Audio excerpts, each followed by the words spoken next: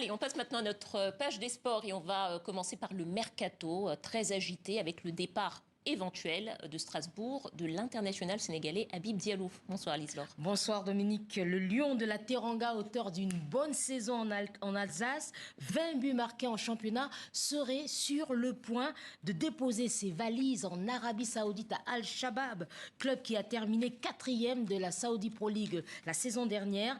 Habib Diallo bénéficie d'un bon de sortie de Strasbourg. Son transfert est estimé entre 16 et 18 millions d'euros. Et puis, le portier international marocain Yacine Bonou, toujours sous contrat avec Séville, serait le favori du Real Madrid pour remplacer Thibaut Courtois qui a été victime d'une rupture des ligaments croisés. Hier, la clause libératoire de Yacine Bonou est fixée à 50 millions d'euros et son transfert évalué à 20 millions d'euros. Et puis toujours en football, c'est l'affaire dont tout le monde parle en ce moment au Cameroun. C'est la CAF, la Confédération africaine de football, qui a annoncé l'ouverture d'une enquête sur des comportements inappropriés de Samuel Eto'o, le président de la FECAFOOT, la Fédération camerounaise de football. Effectivement, il y a 2 jours, la CAF, dans un communiqué, affirmait avoir reçu, alors je cite, des demandes écrites de plusieurs parties prenantes du football camerounais pour l'examen et l'enquête de certains comportements inapproprié, vous l'avez dit, de M. Samuel Eto'o, communiqué qui intervient donc dans un contexte très tendu. Le président de la Fédération camerounaise de football fait l'objet de graves accusations.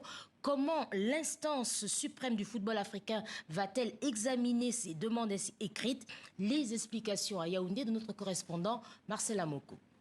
La CAF, la Confédération africaine de football, dit qu'elle examine ces demandes conformément à ses statuts et ajoute que bien que ces allégations soient sérieuses à première vue, Samuel Eto'o est présumé innocent jusqu'à ce qu'une instance judiciaire appropriée conclue le contraire. Une démarche surprenante pour certains observateurs lorsqu'on sait que la CAF ne dispose pas en son sein, en ce moment en tout cas, d'une commission pouvant statuer sur ce type d'accusation. Encore plus surprenant, le principal intéressé, Samuel Eto'o, affirme n'avoir reçu aucune notification jusqu'à ce jour. Il n'en fallait pas plus pour provoquer la colère de l'avocat du président de la Fédération camerounaise de football, maître Elamé Boni Priva, qui, dans un communiqué, fustige une démarche hâtive de la Confédération africaine de football et se réserve le droit d'engager des procédures judiciaires pour dénoncer une communication pernicieuse et toxique. Réaction indignée également de l'ancienne gloire du football camerounais, devenu